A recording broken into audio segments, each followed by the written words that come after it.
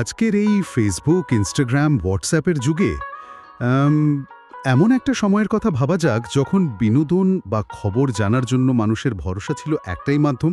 Radio. হ্যাঁ, radio. আর বাঙালির জীবনে সেই রেডিও মানেই ছিল আকাশবাণী কলকাতা। ঠিক তাই।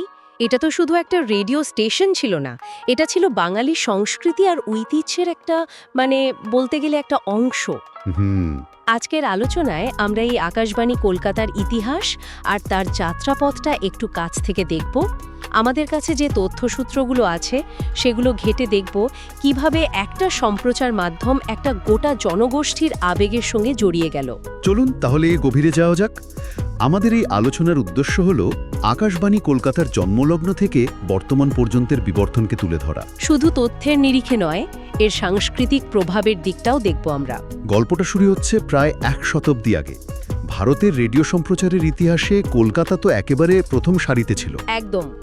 আমাদের তথ্য বলছে ২৬শে আগস্ট ১৯২৭ সালে কলকাতায় প্রথম রেডিও সম্প্রচার শুরু হয়। হ্যাঁ, তখন এর পরিচালনার দায়িত্বে ছিল ইন্ডিয়ান ব্রডকাস্টিং কোম্পানি বা আইবিসি।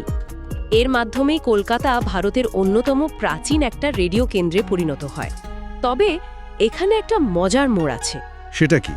আর্থিক সমস্যার কারণে মাত্র ৩ বছরের মাথায় ১৯৩০ সালে আইবিসি বন্ধ হয়ে যায়। মাত্র ৩ বছরে? হ্যাঁ, ফলে রেডিওর ভবিষ্যৎ একরকম অনিশ্চিত হয়ে পড়ে। তাহলে এর পর কি হলো?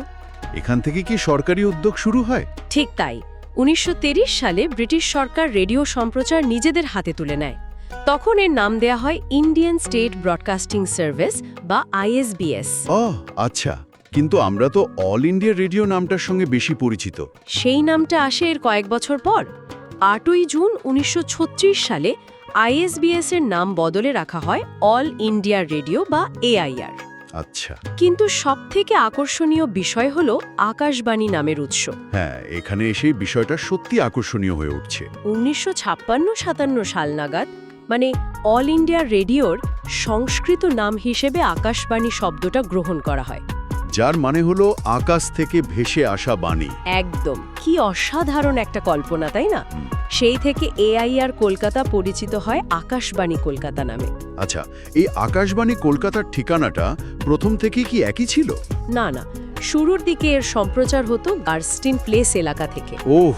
পরে ১৯৫৮ সালে এটা তার বর্তমান ঠিকানায় চলে আসে, ইডেন গার্ডেন্সের কাছে ওই আকাশবাণী ভবনে। হ্যাঁ, আর এই ভবনটাও তো একটা ইতিহাসের সাক্ষী। অবশ্যই। এই ভবনের ভেতরে রয়েছে অসংখ্য আধুনিক স্টুডিও, যেখানে গান, নাটক, বিভিন্ন লাইভ অনুষ্ঠানের রেকর্ডিংয়ের ব্যবস্থা আছে।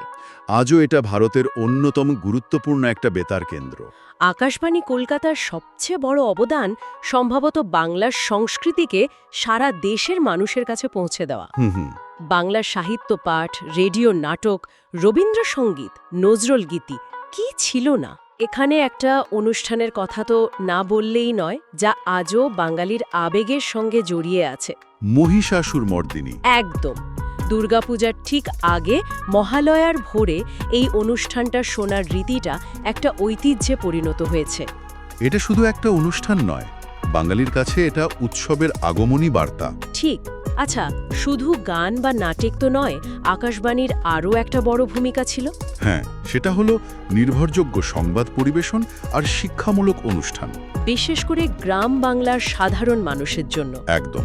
কৃষি, শিক্ষা, স্বাস্থ্য, সামাজিক সচেতনতা এই সব নিয়ে বিভিন্ন অনুষ্ঠান সম্প্রচার করা হতো। এই কারণেই তো আকাশবাণী বহু বছর ধরে মানুষের কাছে একটা আস্থার প্রতীক হয়ে উঠেছিল। তাহলে আজকের দিনে আকাশবাণী কলকাতার ভূমিকাটা ঠিক কি? টেলিভিশন, ইন্টারনেট, পডকাস্টের এই যুগে প্রাসঙ্গিকতাটা কোথায়, তাই তো? হ্যাঁ। দেখুন, সময় বদলালেও আকাশবাণী কিন্তু থেমে থাকেনি। আমাদের তথ্যসূত্র অনুযায়ী আজও এফএম আর এএম পরিষেবার মাধ্যমে এটা সম্প্রচার চালিয়ে যাচ্ছে। আর বিবিধ ভারতীর মতো জনপ্রিয় অনুষ্ঠানগুলোও তো আছে। অবশ্যই।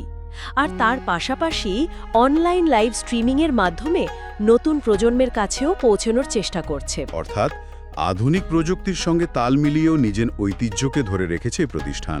হ্যাঁ, একটা সেতু তৈরির চেষ্টা আর কি। তাহলে পুরো বিষয়টা কি দাঁড়ালো? আমরা দেখলাম কিভাবে একটা ব্যক্তিগত উদ্যোগ থেকে শুরু হয়ে একটা ব্যর্থ উদ্যোগ, হ্যাঁ, একটা ব্যর্থ ব্যক্তিগত উদ্যোগ থেকে শুরু হয়ে সরকারি ছত্রছায়ায় এসে একটা রেডিও স্টেশন ধীরে ধীরে একটা গোটা অঞ্চলের সাংস্কৃতিক পরিচিতির অংশ হয়ে উঠল। এর থেকে বড় টেকঅ্যাওয়ে হলো একটা মাধ্যম কিভাবে শুধু তথ্য বা বিনোদন দেবার যন্ত্র না থেকে মানুষের দৈনন্দিন জীবন, আবেগ আর স্মৃতির সঙ্গে মিশে যেতে পারে। ঠিক। আকাশবাণী কলকাতা তার সবচেয়ে বড় উদাহরণ। আমাদের আলোচনা এখানেই শেষ হচ্ছে, তবে একটা প্রশ্ন রেখে যেতে চাই। বলুন।